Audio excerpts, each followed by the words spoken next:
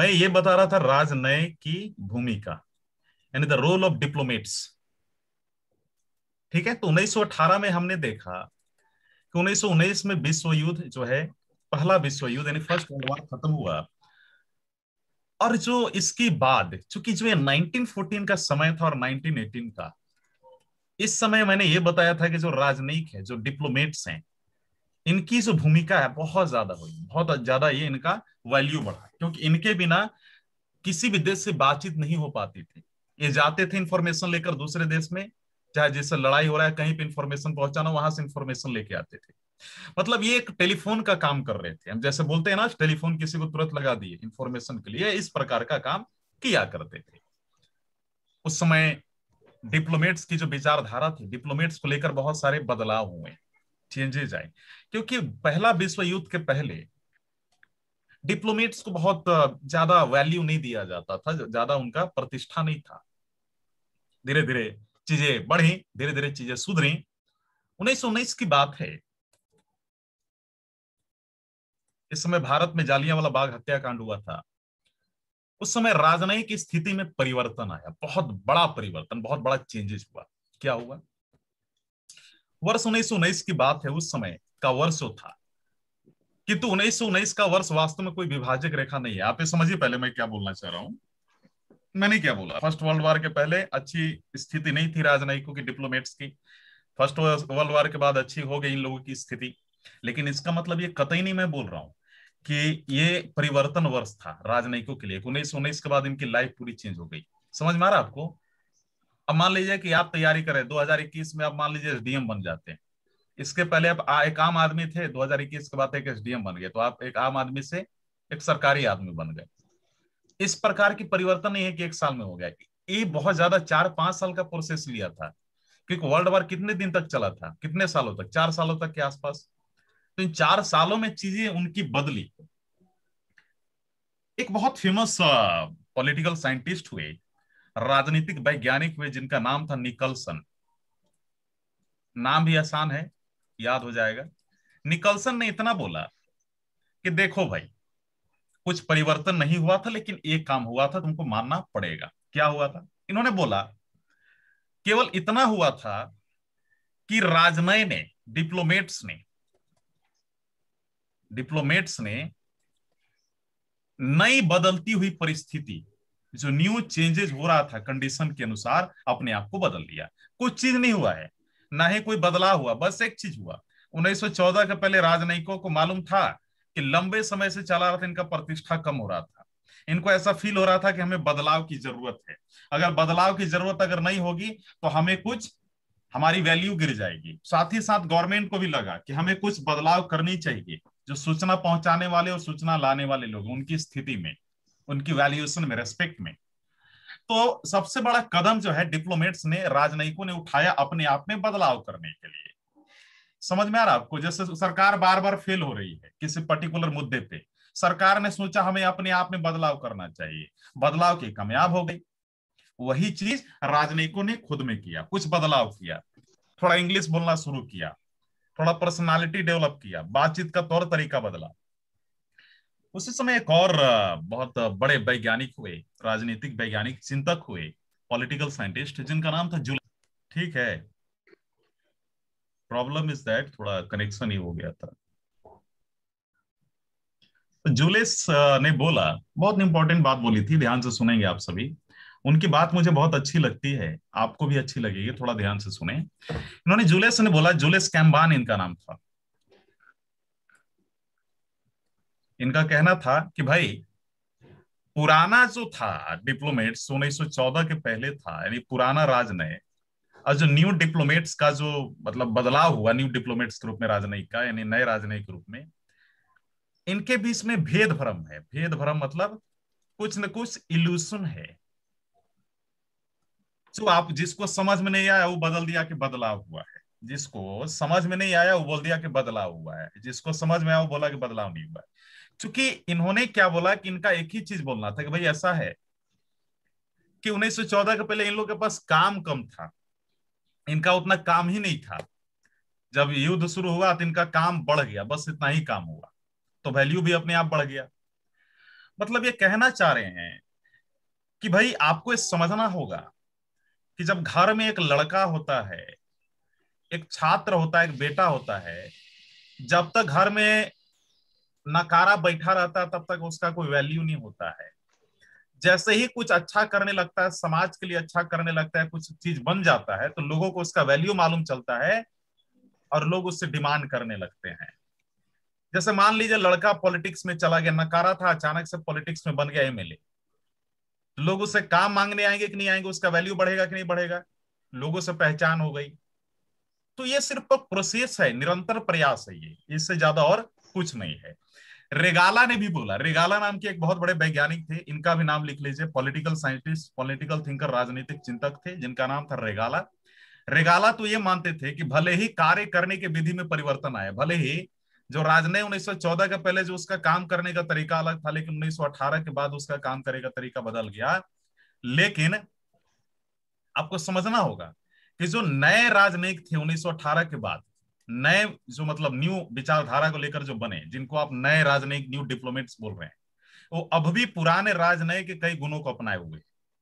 इनका कहना क्या था कि आप बोल रहे हैं कि भले 1914 के पहले जो पुराना डिप्लोमेट था वो अलग तरीके से, स्टाइल से काम करता था, 1918 के बाद वाला नए तरीके से काम करने लगा, लेकिन इसका मतलब नहीं कि इसने अपना गुण छोड़ दिया है, क्योंकि वो उसका अनुभव था। अनुभव कभी आदमी छोड़ता है जी? है? अनुभव छोड़ देगा तब तो वैल्यू ही गिर जाएगा। तो इसने अनुभव नहीं छोड़ा है, उसको लेकर चला है, लेकिन अपने में बदलाव किया। वैसे ही जैसे रेलवे स्टेशन पे पहले क्या होता था, पहले टाइपराइटर से टाइप करने वाले जैसे कुछ होते थे, पहले कंप्यूटर नहीं था, तो जितने बूढ़े कर्मचारी थे उन्होंने क्या किया था, जो मतलब ओल्ड एज वाले जो कर्मचारी इंप्लॉइज थे, उनको कंप्यूटर की नॉलेज नहीं थी, लेकिन धीरे धीरे उन्होंने क्या किया, कंप्यूटर सीखना शुरू किया। समझ में आ रहा है? कब? जब कंप्यूटर जब ये आया, तब जब कंप्यूटर का युग आया तो लोगों को लगा कि नहीं नहीं, हमें क्या करना चाहिए, कंप्यूटर सीखना चाहिए, नहीं तो हमारा जॉब ही चला जाएगा। तो इन्होंने अपनी स्किल डेवलप की, वही चीज राजनयिकों ने की थी। आगे बढ़ा जाए तो राजनय आप सभी को समझना होगा, जो डिप्लोमेट्स है ना प्यारे बच्चों, डिप्लोमेट्स एक निरंतर प्रयास है।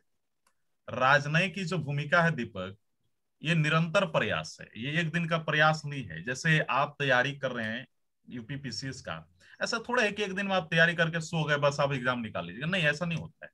निरंतर प्रयास। आप 1 जून को तैयारी शुरू किए तो उस समय कुछ और था, अब जब एग्जाम है अगले साल जून में, तो आप देखेंगे कि 1 जून तक आपकी तैयारी का लेवल कुछ और होगा। समझ रहे बात को? क्योंकि निरंतर प्रयास था, कंटिन्यूअस आपने अटेम्प्ट किया, कंटिन्यूअस ट्राई किया, पढ़ा आपने, इसलिए आपकी स्किल बढ़ गई। कहने का मतलब कि इसके आज के विचार, जो आज का, मैं अभी की बात कर रहा हूं, इन मॉडर्न एरा 2021 का, आज का जो विचार है और इसका जो सिद्धांत है, इसकी जो थ्योरी है, इसका आधार आज के हजारों वर्ष पहले, हजारों मैं क्यों बोल रहा हूं, क्योंकि जब आप बात करेंगे 1 2, जब गौतम बुद्धा का समय था, उस समय भी इन लोगों का वैल्यू था, राजनयिकों का, ऐसा नहीं है। लेकिन हाँ, आज अगर आप देखेंगे तो बहुत बड़ा बदलाव आया है, लेकिन रोल तो वही है, रोल वही है, स्किल बढ़ गया है, तरीके बदल गए हैं, कुशलता बदल गया है। अब देखना है कि आज अगर आप देखिए पूरे विश्व की जब आप बात करते हैं तो आप ये पाएंगे, आपने बिस्मार्क का नाम सुना होगा। बिस्मार्क? Yes sir. इनके ऊपर आएंगे। बिस्मार्क, हमारे भारत के बिस्मार्क कौन है, बताएगा कोई? भारत का बिस्मार्क किसको बोला जाता है?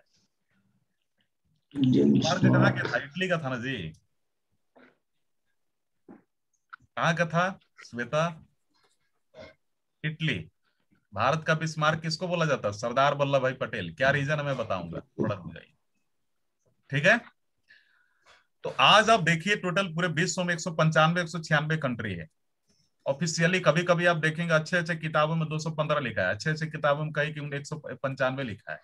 उतना उस मामले में नहीं पढ़ना है हमें, हम लोग जीके नहीं पढ़ रहे, लूसेंट नहीं पढ़ रहे, हमें मानना है कि 195 कंट्री है जो स्वतंत्र है, इंडिपेंडेंट है। क्या होता है कि टोटल 195 कंट्री है, इसमें भारत भी हमारा है। तो भारत जब किसी से खुला, क्योंकि सब आजाद है इसलिए ओपन डिप्लोमेट्स होते हैं सब, जब पूरा देश आजाद है तो फिर क्या होगा, डिप्लोमेसी क्या होगा, उस पे प्रेशर से काम करेगा क्या? डिप्लोमेट्स नहीं करेगा, ओपन डिप्लोमेट्स होता है ना, कंट्री जहां चाहे उसको भेज सकता है, यही ना होता है जी? पहले क्या होता था कि यूएसए बोला कि नहीं नहीं हमको वही डिप्लोमेट्स भेजो, तुम्हारा दूसरा वाला डिप्लोमेट्स का गुण हमको अच्छा नहीं लगता है। पहले राजाओं महाराजा में ये सब ज्यादा होता था। मैं अलग तरीके से बोल रहा हूँ, लेकिन उस समय अलग तरीके से बोला जाता था देशों के द्वारा। लेकिन आज क्या है कि आज जो भी देश देखिए, किसी भी देश का दूसरे देश के साथ जो संधि वार्ता होता है, एग्रीमेंट जो डायलेक्ट्स होता है, ठीक है, या मेमोरेंडम ऑफ अंडरस्टैंडिंग, एमओयू जब जो आप लोग बोलते हैं, समझौता ज्ञापन जिसे हम लोग बोलते हैं, वो गुप्त चलती है, आज भी सीक्रेट चलती है। इंडिया पाकिस्तान अगर बात करेगा तो खुल के थोड़े मीडिया के, हम बीबीसी में दिखा रहा है we are discussing about the Shimla agreement, इस तरीके से थोड़े बात होता है, बहुत गुप्त तरीके से होता है। आप सभी को समझ में आना चाहिए, क्योंकि यहाँ पे क्या है, डिप्लोमेट्स जो होते हैं बड़े सेक्रेटली बात करते हैं। देखिए इतना सब कुछ लिखने के बाद या फिर पढ़ने के बाद हम इस बात से नकार नहीं सकते कि टेलनरा टेलनरा टेलनरा, ध्यान से सुनेंगे, टेलनरा टेलनरा और बिस्मार्क और किसिंगर, बोले कि सर नाम कहां से घुमा फिरा के ला रहे हैं सर आप, ये तीन जो लोग थे, इनके द्वारा जो आपने पढ़ा ना अभी, ये कि डिप्लोमेट्स पहले कुछ होता आज कुछ हो रहा है, आपने जो अभी पढ़ा, इन तीनों के द्वारा ये थ्योरी दिया गया है। और इनका कहना है, और इन्हें अब कहना क्या है, इन तीनों के कारण ही जो है हम ये कह सकते हैं कि डिप्लोमेट्स की आइडियोलॉजी में एक रिवोल्यूशनरी ट्रांसफॉर्मेशन आया, राजनीतिक विचारधारा में क्रांतिकारी परिवर्तन आया। मतलब क्रांतिकारी परिवर्तन मतलब क्या होता है, कम समय में बहुत बड़ा बदलाव हो जाना, यही ना हुआ। तो आज राजनायक राजनायक जो हैं, जो डिप्लोमेट्स जिसे आप बोले, कुछ गिने चुने व्यक्तियों, पर्सन्स, राजाओं महाराजाओं या अन्य प्रिय पात्रों, अन्य प्रिय पर्सन द्वारा संचालित ना होकर अब जनता तथा उनके प्रतिनिधियों द्वारा चलाया जाता है। मतलब अब राजा महाराजा द्वारा नहीं होता, अब किसके द्वारा होता है, जनता के द्वारा चुना हुआ प्रतिनिधि, चाहे यूएसए का प्रेसिडेंट हो या फिर भारत का प्राइम मिनिस्टर हो, उनके द्वारा ही ना संचालित होगा जी, लीड किया जाएगा। हाँ, भूटान में होता है, भूटान में चूंकि वहां पे राजा है, तो इसमें मैं नकार नहीं रहा हूं। लेकिन हमें ये समझना है कि भाई चलिए इतना तो आपने बात कर लिया, डिप्लोमेट्स के कितने टाइप्स होते हैं ये थोड़ा बता दीजिए, क्योंकि हमारा पॉलिटिकल साइंस में बहुत इंपॉर्टेंट पार्ट रखता है। अच्छा, डिप्लोमेट्स में हम ये भी ध्यान देना कि जब हम यूपी की पढ़ रहे हैं तो हमें ये मालूम होना चाहिए कि आखिर ये डिप्लोमेट्स का किसी एक पर्टिकुलर स्टेट को लेकर क्या रोल प्ले करते हैं। बहुत सारा करते हैं, जैसे बिहार में, यूपी में आपने अक्सर सुना हुआ, या फिर किसी स्टेट में कि कोई बाहरी इंडस्ट्री आकर कुछ इन्वेस्ट करती है, किसी लोकल, जैसे स्टेट गवर्नमेंट जो है प्राइम मिनिस्टर का आज्ञा लेकर, फॉरेन मिनिस्ट्री का आज्ञा लेकर रसिया से कांटेक्ट किया और बोला कि हमारे यहाँ पे इंडस्ट्री सेटअप कीजिए, क्योंकि योगी का भी प्लान चल रहा था, हमारे यहाँ कीजिए। माननीय जो हमारे मुख्यमंत्री हैं योगी साहब, उन्होंने ऐसा प्लान किया था पिछले कोविड में। तो उन्होंने प्लान किया कि नहीं, बाहरी कुछ कंपनियां हमारे यहाँ सेटअप करें, हम उनको सारी जो है ऑफर्स देंगे। तो क्या है वो, ये योगी साहब गए होंगे, या योगी साहब के जो हमारे कोई मंत्रीगण है वो गए होंगे, या कोई अधिकारी, नहीं, इन्होंने प्राइम मिनिस्टर से कांटेक्ट किया होगा, प्रिंसिपल सेक्रेटरी वगैरह से। इसके बाद वहां पे जो हमारे डिप्लोमेट्स रसिया में, उन्होंने ये बात पहुंचाई होगी, डायरेक्टली फोन से नहीं बात किया होगा, किसी स्टेट का चीफ मिनिस्टर बात नहीं कर सकता है, समझिए पहले बात को। ये आपको पढ़ना होगा, अपने टेबल ऑफ प्रोसीजर पढ़ा है क्या आप सभी ने, टेबल ऑफ प्रोसीजर, और रोपा आपने पढ़ा है, रिप्रेजेंटेशन ऑफ पीपुल एक्ट, ये सभी का मामला आ जाता है, कुछ उसमें केस हो जाता है, कुछ बहुत सारी इसमें कानून है कि आप डायरेक्टली रसिया के प्राइम मिनिस्टर को, ये प्रेसिडेंट को फोन नहीं लगा सकते हैं, आप एक प्रोसेस से गुजरेंगे। तो इसके दो प्रकार होते हैं। तो आप वही मैं बता रहा हूं कि डिप्लोमेट्स भी किसी स्टेट में रोल प्ले करता है। ये नहीं समझना है कि सेंट्रल, ये नेशनल और इंटरनेशनल लेवल, राष्ट्रीय और अंतरराष्ट्रीय संबंध में ही प्ले करता है, नहीं। इसके दो प्रकार होते हैं डिप्लोमेट्स के, राजनयिक के। समझा जाए कौन कौन, पहला तो समझिए, एक होता है पुराना राजनय, ओल्ड डिप्लोमेट्स, और दूसरा होता है नवीन राजनय, यानी न्यू डिप्लोमेट्स। क्लियर हो गया। अब ये पुराना राजमय और नवीन राजमय क्या होता है, इस बात पे हम अभी चर्चा करने वाले हैं। तो समझिए इस बात को कि जब हम इस पर्टिकुलर पॉइंट के बारे में चर्चा